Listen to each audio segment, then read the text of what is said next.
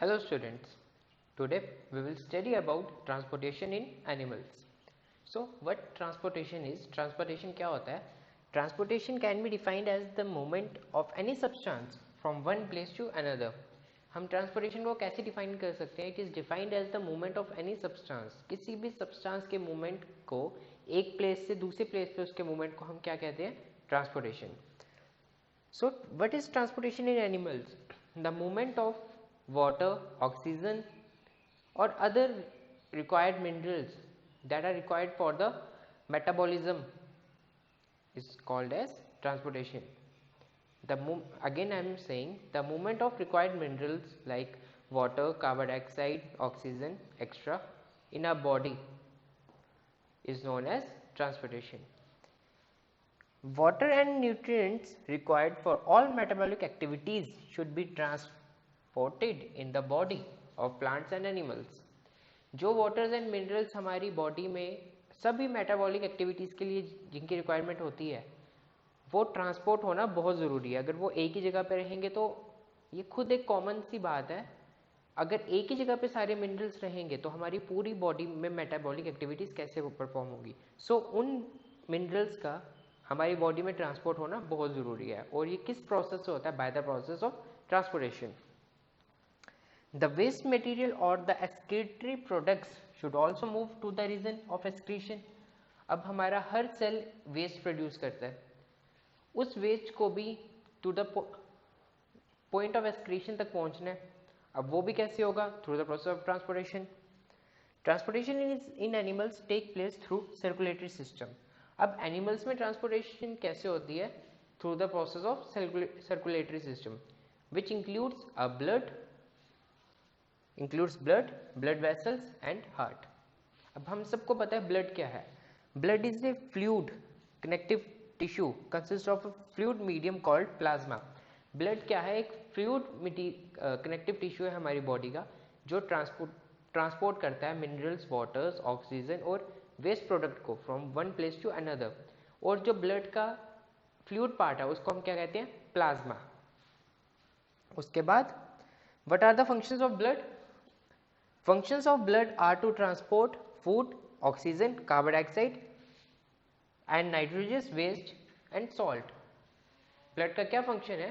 Food transport करना, oxygen, carbon dioxide, waste, salt and nitrogenous जो हमारे प्रोडक्ट्स हैं उसको वन प्लेस से अनदर प्लेस पे ट्रांसपोर्ट करना. ये हमारे किसका फंक्शन है? ब्लड का. अब ये तो हो गया हमारा जो फ्लूइडिक पार्ट है, जो ट्रांसपोर्ट होने वाला पार्ट है.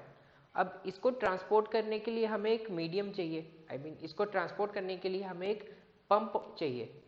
अब वो पंप का काम कौन करता है? हमारा heart. A pumping organ is necessary to push the blood around the body. एक पंपिंग ऑर्गन चाहिए हमें ब्लड को पुश करने के लिए अराउंड द बॉडी. तो ये काम हमारा करता है heart.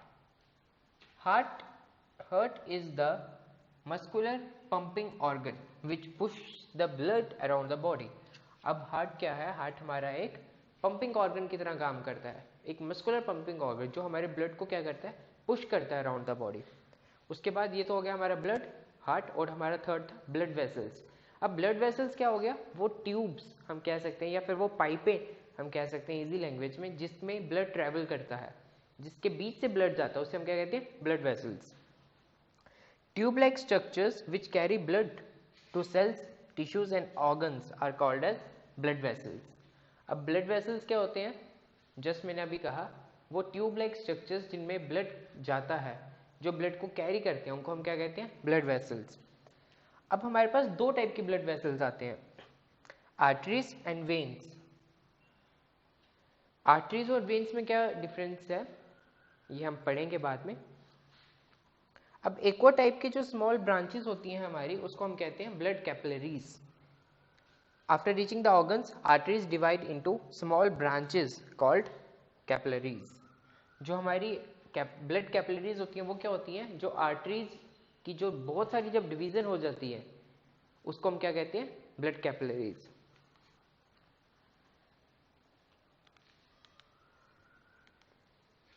Okay, now let's study about heart. अभी जस्ट मैंने आपको कहा हार्ट क्या है. Heart is a muscular pumping organ which push the blood around the body. Heart हमारा क्या है, एक मस्कुलर पंपिंग ऑर्गन है जो क्या करता है, हमारे ब्लड को पुश करता है। Blood transport carbon dioxide to the lungs for oxygen from the cells for the removal of carries oxygen from the lungs to the heart and heart pump the blood to all the cell of the body. अब क्या होता है कि जो blood होता है वो carbon dioxide carry करता है हमारे ऑर्गन्स से, देन वो हार्ट में होता है, हार्ट उसको लंग्स में पंप करता है, लंग्स में वो कार्बन डाइऑक्साइड छोड़ के ऑक्सीजन लेता है, एक्सचेंज करता है गैसेस, देन वो अगेन हार्ट में आता है, हार्ट अगेन उसको कहाँ पे पंप करता है, हमारे ऑर्गन्स में, एंड अगेन जब वो डीऑक्सीजनेट हो जाता है, उसकी ऑक्सीजन खत्म हो जाती है, वो वेस्ट वगैरह कैरी कर लेता है, वो अगेन हमारे हार्ट में आता है, अगेन हार्ट से लंग्स में, and the process continues. This is the process of circulation in our body. अब हमारे हार्ट के 4 चेंबर्स होते हैं। Heart has different chambers. There are 4 chambers of heart such as right atrium, left atrium, right ventricle and left ventricle. अब हमारे heart के 4 different chambers क्यों होते हैं? To prevent the mixing of oxygenated blood and carbon dioxide rich blood. हमारे blood के different chambers क्यों हैं? ताकि वो ब्लड जिसमें ऑक्सीजन ज़्यादा है और वो ब्लड जिसमें कार्बन डाइऑक्साइड ज़्यादा है वो आपस में मिक्स ना हो। सबसे पहले क्या होता है, the thin walled upper chamber. जो थिन वॉल्ड अपर चेंबर है दैट इज लेफ्ट एट्रियम, वो रिलैक्स होता है और उसमें ब्लड फिल होता है। देन वो कॉन्ट्रैक्ट होता है और जो ब्लड होता है वो कहाँ पे पंप होता है? राइट में, राइट आर्ट्रियम में जाता है। ओके ओके सॉरी, जब सबसे पहले जो हमारा लेफ्ट आर्ट्रियम होता है वो रिलैक्स होता है और oxygenated blood from the lungs goes into it और enters it. Then left atrium contracts and reaches the next chamber that is left ventricle. उसके बाद जो हमारा लेफ्ट एट्रियम होता है वो कॉन्ट्रैक्ट होता है और जो हमारा ब्लड होता है वो लेफ्ट वेंट्रिकल में चला जाता है। देन लेफ्ट वेंट्रिकल जब हमारा कॉन्ट्रैक्ट होता है तो ब्लड कहाँ पे जाता है? Blood is pumped to out to all the different cells of the body. मतलब कि इसकी स्टार्टिंग कैसे होती है? सबसे पहले हमारा लेफ्ट एट्रियम रिलैक्स होता है और उसमें ब्लड फिल होता है, देन वो कॉन्ट्रैक्ट होता है और वहां से ब्लड हमारा दूसरे चेंबर में जाता है दैट इज लेफ्ट वेंट्रिकल में।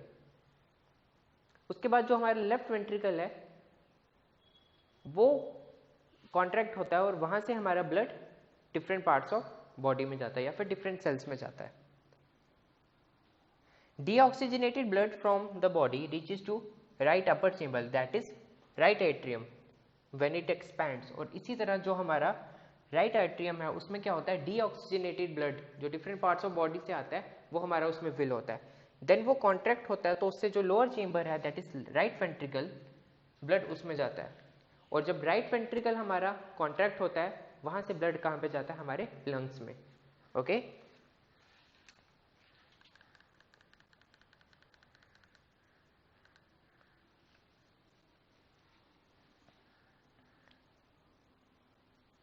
Separation of right and left side of the heart allows efficient supply of oxygen to the body, useful for animals that have higher energy needs to maintain their body temperature.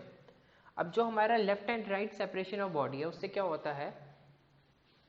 That ensures efficient supply of oxygen. उससे जो हमारी body में efficient supply of oxygen जो होती है वो maintain रहती है। ओके